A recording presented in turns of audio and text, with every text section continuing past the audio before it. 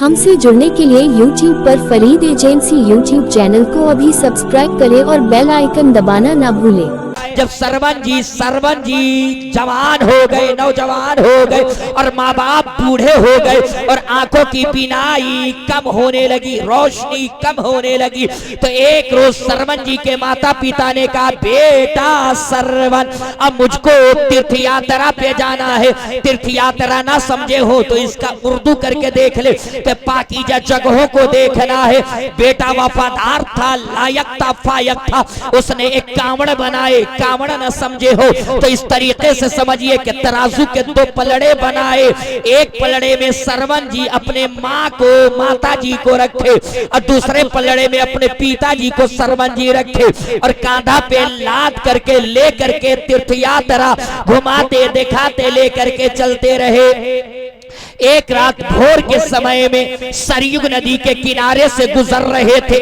अचानक बूढ़े माँ बाप को प्यास लग गई। माँ बाप ने कहा, बेटा सरवन, पानी का व्यवस्था करो, पानी का इंतजाम करो। बेटा वफादार था, लायक था, फायक था, पेड़ के नीचे रखा। उस जमाने के एतबार से जो कटोरा, जो प्याला, जो डुबड़ी चलता था लेकर के सरवन जी सरयू नदी के साहिल की तरफ चल पड़े। तो जमाने के राजा महाराजा राम जी के पिताजी दशरथ जी शिकार खेलने के लिए घाट पे घात लगाए, दरिया के किनारे छिपे हुए थे। जो इस सरवन जी ने प्याले को पानी में डुबोया है और पानी को उठाया है, पानी पे गिरा है, लब से या डब से आवाज गूंजी। तो दशरथ जी ने समझ लिया कि कोई जानवर, कोई हिरन, कोई पशु पानी पीने के लिए आया है। सरवन जी ने तीर और कमान को ताना और तान करके छोड़े।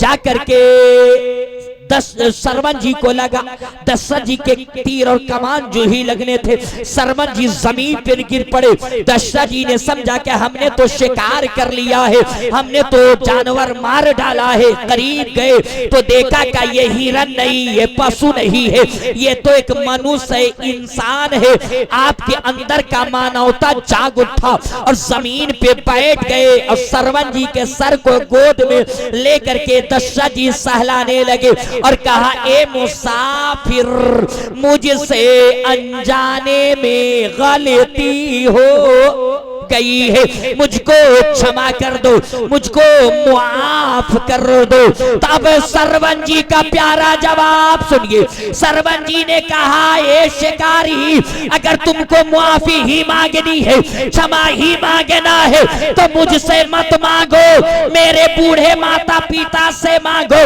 इसलिए कि मेरी जिंदगी मेरी माँ है, मेरी बंदगी मेरी माँ है, मेरी इबादत मेरी माँ है, मेरा स्वर्ग मेरी माँ है, मेरी जन्नत मेरी माँ है, मेरी जिंदगी मेरी माँ है। एक गैर मुस्लिम का अकीदा है कि अगर स्वर्गवासी बनना है, वैकुंठवासी बनना है, जन्नत में जाना है, तो माता पिता के चरणों में रहना होगा। मगर मेरे मुस्तफा, मेरे पैगंबर इरशाद फरमाते हैं कि माँ के कदमों के नीचे जन्नत है और बाप जन्नत का दरवाजा है। उस बालक का नाम होगा औतार मुहम्मदम, औतार मुहम्मदम, उस अवतार का नाम मोहम्मद होगा। माशाअल्लाह, माशाअल्लाह। ए भाई, वो कलकत्ता से ऑनलाइन पंसुआ भेज सकते हैं, कलकत्ता से आने वाला कैश में पंसुआ नहीं दे सकता है। ये तो ऑनलाइन भेज दीजिए, मौलाना उनको दे दीजिएगा, है ना। हाँ, अब सुन लीजिए क्या जवाब मिला, क्या मिला है, मुस्कुराने के लिए हमने कह दिया। इंदरम मित्रम, इंदरम मित्रम, इंदरम मित्रम, वो रब के मित्र होंगे, वो रब के दोस्त होंगे, वो रब के प्रेमी होंगे, वो रब के करीबी होंगे, वो रब के दुलारे होंगे, वो रब के हबीब होंगे। ये तो वेदों में बताया गया है कि जो कल की अवतार होंगे, जो कल की अवतार होंगे, वो रब के करीब होंगे, वो रब के हबीब होंगे, वो रब के प्रेमी होंगे, वो रब रब के करीबी होंगे, ये तो वेदों में बताया गया है, मगर इस्लामी तारीख के अंदर उसी आखिरी पैगंबर को अपने यहाँ हबीबुल्लाह कहा गया है, उन्हीं को मोहम्मदुर रसूलुल्लाह कहा। इसको खोलिए थोड़ी सी, इसकी आवाज दुरुस्त नहीं दे रही है, उसको पहले चैनल है ना, तो आप सुनेंगे भैया, उसको जगाइए, सो गया, तबीयत खराब हो जाएगी, आवाज बिगाड़ करके सो गया। आवाज पहले की तरह नहीं ना, ठीक है, आवाज थोड़ी सी खनक चाहिए थी, है ना। मेरे दोस्तों जवाब मिला क्या? मेरे दोस्तों जवाब मिला तो जो बालक जन्म लेने वाला है वो ऐसा होगा, वो ऐसा होगा, वो रब के मित्र होंगे, वो रब के करीबी होंगे। बाबू बाबू मेरे लाल मेरे पीले, ऐसा करो, सिर्फ टोन बढ़ाओ, बेस कम करो, तो बेस बंद करो, तुम धप धप की आवाज बेस मुकम्मल बंद कर दीजिए जहां से, और टोन सिर्फ दीजिए। तो इसकी मैं थोड़ी देर अपनी लबो लहजे में इनको थोड़ा सा दूं इनको। मेरे दोस्तों जवाब, इसकी आवाज खोले, इसकी यह आवाज है ना। मेरे दोस्तों जवाब मिला जो बालक जन्म लेने वाला है, जो कल की, और आवाज पतली करे, टोन में आवाज में पतली भी खनक होनी चाहिए, है ना। मेरे दोस्तों जवाब मिला, ए मेरी पत्नी पार्वती, जो बालक जन्म लेने वाला है, जो कल की अवतार आने वाले हैं, जिस गांव में आएंगे उस गांव का नाम होगा शंबलगरा ब्रह्मनाश महात्मान है, दाता का प्रास्ति, युग युग महा संतो महा प्रथम महा बलवतम महा। ये कौन कह रहा है? महादेव जी कह रहे हैं, जोर से बोले ना, महादेव जी कह रहे हैं। और किसके बारे में कह रहे हैं? मेरे पैगंबर के बारे में कह रहे हैं कि जो बालक जन्म लेगा तो उसका जलवा ऐसा होगा, उसकी सूरत ऐसी होगी, उसकी मूरत ऐसी होगी, उसका जलवा ऐसा होगा, उसका तलवा। अच्छा, मेरे पैगंबर कब आए? भोरे 12 रबीउल अव्वल सोमवार के रोज भोरे भोरे। कब आए? जोर से बोले ना, जोर से बोले ना। भोरे भोरे समय है, भोरे भोरे आने वाला है, गोरे गोरे समय है, भोरे भोरे आने वाला है, आने वाला है। कंबल वाले बाबा, समय है, भोरे भोरे आने वाला है, आने वाला है, गोरे। अब भी बोले, समय है, भोरे भोरे आने वाला है, आने वाला है, पीछे से आने वाला है, गोरे गोरे। अब मेरे लबो लहजे में माँ बहने इस लहजा को बहुत पढ़ती है, अब मेरा लहजा सुन लीजिए कि भोरे वैसा मैया रहल, अरे दिनेवा सोमवार हो, मक्का माँ पैदा भइले, मक्का माँ पैदा भइले, अरे मदनी सरकार हो, मक्का माँ पैदा भइले। इनाम देने वालों तेरा नाम हो गया, और मैं खुश इसलिए हूँ कि मेरा काम हो गया। आप लोग भी आ सकते, हम किसी को मना नहीं करते, नहीं विश्वास होता का 2 मरतबा आके देख लिए, इसे मुस्कुराने के लिए कह दिया कि भोरे वैसा मैया रहल, अरे दिनवा सोमवार हो, मक्का माँ पैदा भइले, मक्का माँ पैदा भइले, अरे मदनी सरकार हो, मक्का माँ पैदा भइले। और माँ बहनें बैठी हुई हैं, अभी तक तो मर्द हजरात इनाम दे रहे थे, पुरस्कार दे रहे थे, अब माँ बहनों को भी भेजना चाहिए नबी के नाम पे। जब माँ बहनें करबला में हुसैन के नाम पे ज़ैनब ने 2 बेटे कुर्बान कर दिए थे, तो हुसैन के नाम पे माँ बहनें जरूर भेजेंगी उनके हवाले के प्यारे नबी के रहे, अरे ऐसन बेहवार हो, अरे प्यारे नबी के रहे, अरे ऐसन बेहवार हो, कलेमा पढ़ते हैं जिनका, कलेमा पढ़ते हैं जिनका, अरे सारा संसार हो, कलेमा पढ़ते हैं जिनका, अरे सारा। जोर से बोले ना, हमारी आवाज इन लोग की तरह नहीं है, मगर मोहब्बत आपके साथ थोड़ा सा हो जाए, थोड़ी सी हो जाए मोहब्बतों की बरसात। प्यारे नबी के रहे, अरे ऐसन बेहवार हो, अरे कलमा पढ़ते हैं जिनका, कलमा पढ़ते हैं जिनका, अरे सारा संसार हो। हम वो खोज रहे हैं। माशाल्लाह माशाल्लाह माशाल्लाह। माशा बेटी कुछ छोटी बच्ची से भेजा कर। हाँ खूब उधर देख और चच्ची लोग से भी ले ले। हाँ वो लोग भी बहुत गठिया बांध के चलती हैं, कान में वही देखो ये मुस्कुराने के लिए। हमने असल बात रात की 1 बजे सोने का वक्त है ना चचा। अच्छे को नींद आ जाती है, इसमें जगाना बड़ी मुश्किल की बात है। ये देखिए 100 सोनार का एक लोहार का इसका जोड़ा, इसका जोड़ा कौन लगा सकता है? क्या कहें? तो शायर कहता है हजरत इसके बारे में कि अजब मुश्किल कुसाई हो रही है। हेलो अजब मुश्किल कुसाई हो रही है। अभी थोड़ी देर बाद हम लोगों की जुदाई हो रही है। रसूले पाक का कर्म तो देखो, चतुर्वेदी की कमाई पे कमाई हो रही है, कमाई पे कमाई हो रही है। नबी का जिक्र कब सदका है क्यों नहीं हो। तो सुनेंगे अभी हुसैन के नाम पे। देखिए अभी बीबी ज़ैनब का मैंने सुनाया ना कि हुसैन की बहन करबला में 2 बेटों को हुसैन के नाम पे कुर्बान कर दिया, 2 बेटों को कुर्बान कर दिया। सोनभद्र में इस शेर को जब मैं पढ़ा तो एक मेरी बहन जो थी कान की बाली निकाल करके दे दी हुसैन के नाम पे। ये शेर चूंकि इस पहर का है, जरा सा सुन लिया जाए। नाना के पूछते अनवर पर है सवार हो।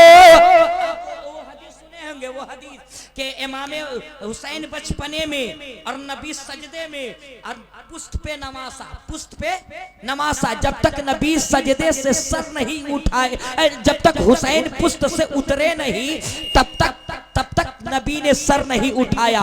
जहां आलमगीर भाई एक बात, आप अपनी मस्जिद के इमाम जोहर के वक्त इमामत करते हैं तो एक ही इमाम होता है। लखनऊ का इमाम इमामत करता है, एक वक्त में एक ही इमाम होता है। शाहजहानी मस्जिद का इमाम इमामत करता है, एक वक्त में एक ही इमाम हुआ करता है। एक मस्जिद में एक वक्त में एक ही इमाम नमाज पढ़ाता है।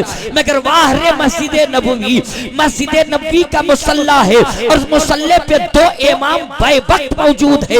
एक इमामुल अंबिया है, एक इमामुल शुहदा है।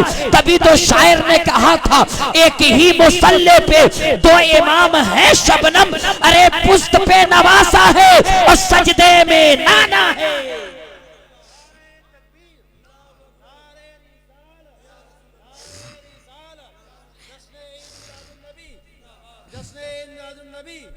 जिक्रे शुहदाए करबला, जिक्रे शुहदाए करबला, नारे तकबीर, नारे रिसालत।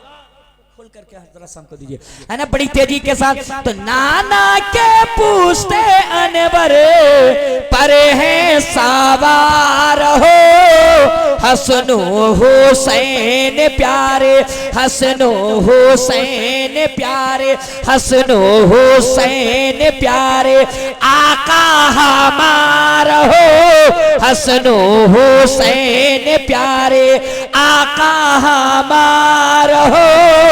ज़हरा के दिल का माँ, देखिए एक मेरी माँ उधर से भेजवाई, अब दूसरी माँ बहनों का मैं देख रहा हूँ कि इसका जोड़ा कौन बहन उधर से लगा के भेजती है कि ज़हरा के दिल का टुकड़ा और नैनन का प्यार हो, अरे ज़हरा के दिल का टुकड़ा और नैनन का प्यार हो। अरे बाबा अली भी कैलन, बाबा अली भी कैलन, अरे जिनका दुलार हो, अरे बाबा अली भी कैलन। भोरवे समैया रहल, अरे दिनवा सोमवार हो, मक्का माँ पैदा भैले, मक्का माँ पैदा भैले, अरे मदनी सरकार हो। मैंने कहा बेदो ब्याज जी आदमी जल्दी से बताइए कि जो बालक जन्म लेने वाला है वो कहाँ आएगा, किस धरती पे आएगा? तो जवाब मिला जो बालक जन्म लेगा उस बालक के जमीन का नाम होगा शंबल ग्राम ब्रह्मनाश महात्मान्य दाता का प्रास्ति युग युग महा संतोषम महा प्रथम महा बलवतम महा। मैंने कहा वेदो व्यास जी ये कहे तो कहने लगे हिंदी की डिक्शनरी उठाइए और शंबल का माना देखिए। शंबल का माना होता है शांति का और ग्राम का माना होता है गांव का। तो इसका माना ये हुआ शंबल ग्राम यानी कि शांति वाले गांवों में आएंगे। कौन आएंगे? आखिरी पैगंबर आएंगे, कल की अवतार आएंगे, अंतिम ऋषि मुनि आएंगे। कहाँ आएंगे? शंबल ग्राम में आएंगे, शांति वाले गांव में आएंगे, चैन वाले गांव में आएंगे, सकून वाले गांव में आएंगे, अमन वाले गांव में आएंगे। ये तो वेदों में बताया जा रहा है, ये तो शंकर जी महादेव जी पार्वती से बता रहे हैं। मगर उठा के आकाशीय पुस्तक, आकाशीय ग्रंथ कुरान मुकद्दस को और कहिए ए कुरान तू बता कि मेरा पैगंबर कहाँ आया है? तो कुरान आवाज दे रहा है वह तीनी व सैतूनी व तूरी सीनीना व हादल बलदिल अमीन, वो बलदिल अमीन में आए हैं, वो अमन वाले शहर में आए हैं, वो चैन वाले शहर में आए हैं। तो इससे पता चल गया कि मेरे नबी के आने से पहले पहले महादेव जी मेरे नबी के आने की जगह बता रहे हैं, आने की खुशखबरी सुना रहे हैं। मगर आइए बड़ी तेजी के साथ आइए कि उनके पिता का नाम क्या होगा, उनके माता का नाम क्या होगा। उनके पिता का नाम होगा विष्णु यश, उनके माता का नाम होगा है ना मेरे दोस्तों। मैं आपको बताता चलो, मगर हमारे बिरादरे वतन इस माइक की आवाज को सुनते हो तो सुने। मैं थोड़ी देर आप काम की बात करता चलूं और आपको बताता चलो मेरे दोस्तों। यहाँ पे आप आए हैं, सरकार गौसे आजम की महफिल में आए हैं। सरकार गौसे आजम की वालदा ने जब पढ़ने के लिए बगदाद के लिए रुखसत किया था बचपने में, तो दो चीजें वसीयत फरमाई थी। क्या वसीयत फरमाई थी? बेटा एक है सिदक़े मकाल, एक है रिज़्क़े हलाल। बेटा कभी झूठ नहीं बोलना, बेटा कभी हराम का लुक़मा नहीं खाना। मेरे दोस्तों माँ बाप अपनी माँ की बातों का इतना ख्याल किया कि 40 डाकू आपके हाथ पे हाथ दे करके इस्लाम को कबूल कर लिया और आपका मुरीद हो गया। आज भी मेरे दोस्तों अपने बेटे को, आज भी औलादों को चाहिए कि अपने बेटे के माँ बाप की नसीहत को गिरह बांध ले। मगर आज का बेटा इतना बेपरवाह हो गया है। लपे भाई साहब, ओ टोपी वाले भैया, जींस वाले जा रहे हैं? अच्छा हाँ जल्दी जाइए, नहीं तो ऐसा ना हो कि कुतुर में हो तो पता चले कि मौलाना ने कहा कि सूद खाना हराम है। क्या खाना? क्या खाना चाचा? क्या खाना? सूद खाना हराम है। एक आदमी औंख के सुन रहा था, घर गया, एक बाल्टी दूध रोड पे। बीबी बोली काहे फेंका जी? कहा अभी मौलाना ने कहा कि दूध खाना हराम है। अभी बोला अब कुछ छेड़छाड़ मत करो, हम अपनी आवाज इतबार से बजा ले। अब बहुत अच्छा करके गए हो, मगर थोड़ी सी तो उसमें क्या रहा है, हल्की सी है ना। कहा के मौलाना ने कहा दूध खाना हराम है। कहा के आप कहाँ थे? जलसा में। मौलाना ने कहा कि दूध खाना हराम, इसलिए दूध फेंक दिया। मौलाना ने कहा था कि सूद बोलिए ना, सूद खाना हराम है। और क्या सुन लिया? दूध खाना हराम है। अभी हम 3 सुखिया से प्रोग्राम करके हमारी बटालियन तो 4-5 आदमी हमारे साथ थे, कफील अंबर जैसे नकीब, बहुत सारे ऐसे लोग थे हम लोग साथ में। रेलगाड़ी में रेल की तरह एक चाय वाला बेचते चाय जा रहा था। ऐसा लगा कि चाय वाला रेल को बेच देगा। हाँ, रेलगाड़ी में रेल की तरह गया। क्या कहते जा रहा था? अदरक की चाय, अदरक की चाय, अदरक की चाय, अदरक की चाय, एक सांस में कहे जा रहा था। एक मौलाना नसीम साहब नकीब आजम है हिंदुस्तान मुजफ्फरपुर के, कह रहे सुन सबको पिलाओ। सबको पिला दिया, खड़ा है। मौलाना कहे काहे खड़ा है? कहा हजरत पैसा। कहता तू भी तो भी चिल्ला रहा था कि हजरत की चाय, हजरत की चाय, हजरत की चाय। कहा कि नहीं हजरत, हम अदरक की चाय कह रहे थे और आप नींद में सुन, आधे नींद में आधे जगह आप अदरक के बजाय हजरत की चाय सुन लिए, है ना। तो आधे नींद में और आधे जगह रहिएगा तो गबड़ा जाएगा, आधे नींद में और आधे रहिएगा तो गबड़ा जाएगा। आज भी बेटों को चाहिए कि अपने माँ बाप की खिदमत करें। हाँ, खिदमत करें। मेरे दोस्तों, आप खूब मेहमान नवाजी करते हैं, रिश्तेदारों को खूब कीजिए। मेहमानों को काजू, मुनक्का, बादाम, पिस्ता, ससुराल वाले को, फुफर वाले को, खालू को, खाला को, सबको खिलाइए, मगर अपने माँ बाप की खिदमत कीजिए। और आज तो हजरत आलमगीर साहब किबला हजरत अजब सी हालत हो गई है, पीर परस्ती चरम सीमा पे है, चरम सीमा पे है। आज नौजवान मुरीद हो जाता है, अब पीर साहब के खानकाह में उर्स हो जाए, गड्डी का गड्डी ऐसे ऐसे ऐसे ऐसे लुटाता है। अल्लाह की पनाह, पीर साहब को 1500 वाली लुंगी तहबंद ले जाकर पहनाएगा। मेरे दोस्तों, किसी पीर के कदम के नीचे जन्नत नहीं है, माँ बाप के कदम के नीचे जन्नत है। माँ बाप को राजी कर लो, माँ बाप खुश हो जाएंगे, जन्नत तुम्हारी चौखट चूमेगी, है ना, है ना। तो मेरे दोस्तों, पीर साहब को 1000 की तहबंद लुंगी पहनाने से पहले, बाप की गंजी फटे इससे पहले बाजार से खरीद करके ला करके दीजिए। आप पीर साहब को काजू, मुनक्का, बादाम बाद में खिलाइएगा, पहले अपने बाप की दवाइयां वक्त पे खरीद करके ला करके दीजिए। आप रिश्तेदारों के एक वक्त बिरयानी कम खिलाइएगा, मगर माँ बाप की खिदमत पहले कीजिए। रिश्तेदार नाराज होता है, हो जाने दीजिए, रिश्तेदारी कहीं और से चलेगी। पीर साहब नाराज हो जाएंगे, हो जाने दीजिए। खानकाहे बदलता रहूंगा, पीर 1 लाख बदलूंगा, वही पीर से मुरीद होऊंगा जो सुन्नी सहीउल अकीदा हो, माँ बाप की खिदमत की तलकीन करता हो, ऐसे पीर का दामन थामूंगा। पीर नाराज हो जाता है तो हो जाने दीजिए, मगर बूढ़े माँ बाप को नाराज मत होने दीजिए। माँ बाप नाराज हो जाएगा तो आखिरत तबाह हो जाएगी, दुनिया लुट जाएगी। माँ बाप राजी रहेगा, माँ बाप राजी रहेगा तो हम यहाँ भी कामयाब है, मरने के बाद भी। हाँ, और हर धर्म में माता पिता के आदर सम्मान के बारे में पप्पू साहब बताया गया है, हर धर्म में खिदमत का बताया गया है। आइए मेरे दोस्तों, हमारे बिरादर वतन हिंदू भाई की किताबों से उठा करके देखिए मेरे दोस्तों, बड़ी तेजी के साथ आइए मेरे दोस्तों। हमारे बिरादर वतन क्या एक बहुत बड़े, उनके यहाँ एक बहुत बड़े रहनुमा गुजरे हैं, जिनको हिंदू समुदाय क्या मेरे दोस्तों सरवन जी कहा जाता है। जब सरवन जी जवान हो गए, नौजवान हो गए और माँ बाप बूढ़े हो गए और आंखों की बीनाई कम होने लगी, रोशनी कम होने लगी, तो एक रोज सरवन जी के माता पिता ने कहा, बेटा सरवन, अब मुझको तीर्थ यात्रा पे जाना है। तीर्थ यात्रा ना समझे हो तो इसका उर्दू करके देख ले, तो पाकीज़ा जगहों को देखना है। बेटा वफादार था, लायक था, फायक था, उसने एक कांवड़ बनाए। कांवड़ न समझे हो तो इस तरीके से समझिए कि तराजू के 2 पलड़े बनाए, एक पलड़े में सरवन जी अपने माँ को, माता जी को रखे और दूसरे पलड़े में अपने पिताजी को सरवन जी रखे और कांधा पे लाद करके ले करके तीर्थ यात्रा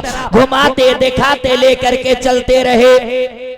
एक रात भोर के समय में सरयुग नदी के किनारे से गुजर रहे थे, अचानक बूढ़े माँ बाप को प्यास लग गई। माँ बाप ने कहा, बेटा सरवन पानी का व्यवस्था करो, पानी का इंतजाम करो। बेटा वफादार था, लायक था, फायक था, पेड़ के नीचे रखा।